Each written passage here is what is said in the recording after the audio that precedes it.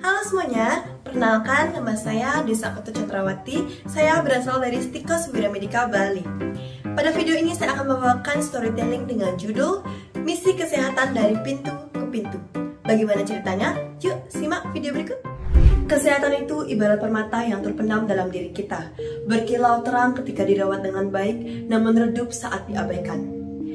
Di Desa Manggis yang rindang, kehidupan 150 keluarga yang berjalan harmonis, namun di balik keharmonisan itu terselip kisah pilu Ibu Ratni, seorang wanita tua yang hidup sendiri dan acuh terhadap kesehatan. Cerita ini berawal dari beberapa mahasiswa keperawatan Stikos Wiramedika Bali yang sedang melakukan penelusuran ke suatu desa dan mendapatkan informasi tersebut dari kepala desa di sana. Tergerak hatinya, mereka pun memutuskan untuk terjun langsung ke Desa Manggis untuk bertemu dengan kepala Desa Manggis dan menggunakan cara DTD, yaitu door to door, yang nantinya akan memberikan Ibu Ratni pemeriksaan kesehatan. Mereka pun berangkat bersama Bapak Kepala Desa Manggis.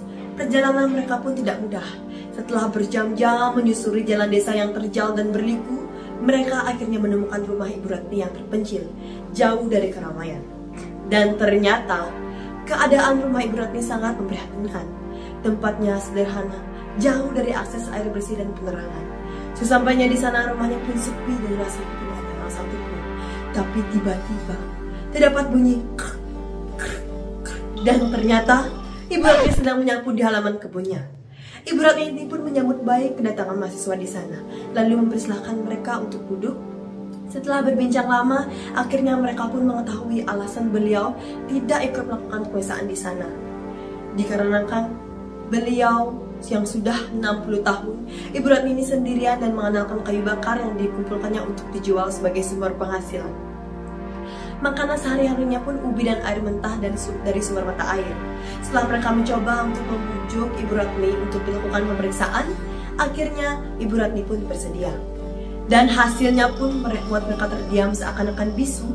Hasil yang didapatkan tekanan darah beliau yaitu 220 dan gula darahnya 370, jauh di atas batas normal.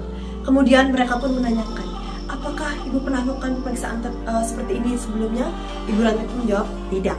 Pada saat itu mereka pun menanyakan apakah ada orang terdekat Ibu Ratni sebelumnya yang memiliki tensi dan gula darah tinggi.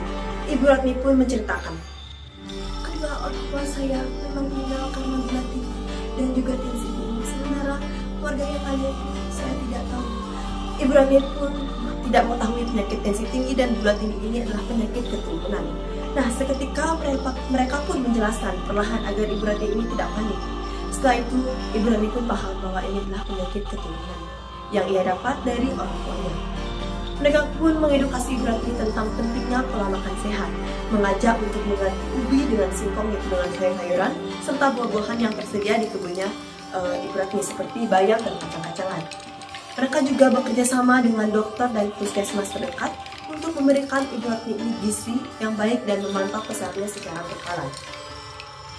Melihat kondisi Ibu Ratni yang memprihatinkan, Bapak Kepala Desa pun tergerak hatinya dengan penuh kasih sayang. Beliau pun menawarkan Ibu Ratni untuk tinggal bersama keluarganya di desa. Pada Ibu Ratni sebagai Kepala Desa Manggis, Ibu adalah warga saya di sini. Saya tidak bisa membiarkan Ibu sendirian di ujung sini dan melihat juga kondisi Ibu seperti ini. Saya telah memutuskan Ibu akan saya bawa ke Desa Manggis dan tinggal di sana bersama keluarga saya untuk sementara sampai kondisi Ibu benar-benar membaik, kata Bapak Kepala Desa Manggis. Awalnya Ibu Ratni ini pun enggan untuk meninggalkan rumahnya. Namun setelah dibujuk dengan penuh kesabaran, beliau akhirnya bersedia. Nah, keesokan harinya, Ibu Ratni pun dijemput oleh rekan-rekan Bapak Kepala Desa dan dibawa ke rumah keluarga Bapak Kepala Desa. Nah, di sana beliau mendapatkan tempat yang layak dan akses kesehatan yang lebih mudah. Bersama-sama mereka mengantarkan Ibu Ratni ke puskesmas untuk menjalani pemeriksaan dan pengobatan yang lebih lanjut. Nah, teman-teman, misi kesehatan dari pintu ke pintu ini bukan hanya tentang pemeriksaan kesehatan, tetapi juga tentang kepedulian dan kasih sayang antar sesama. Nah, kisah Ibu Ratni ini menjadi pengingat bagi kita semua untuk saling menjaga kesehatan dan saling membantu mereka yang membutuhkan. Semoga Ibu Ratni mendapatkan kesehatan yang optimal dan dapat menikmati sisa hidupnya dengan penuh kebahagiaan. Sebelum diakhiri, jalan-jalan ke Bali, jangan lupa membeli kepiting. Saya Santut dari Stikos Wiramedika Bali. Thank you for watching.